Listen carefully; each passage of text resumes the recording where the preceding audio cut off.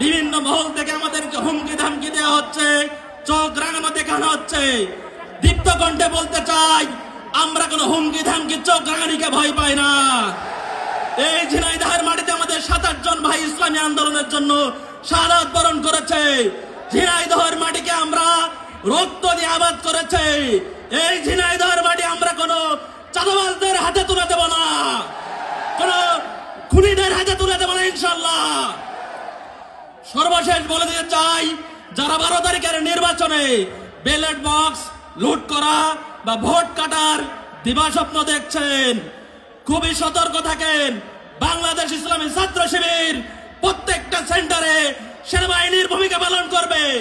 যদি কোনো ধরনের কোনো অপ্রীতিকর ঘটনা দেখে যথাযথ আপ্যায়ন করা হবে ইনশাল্লাহ।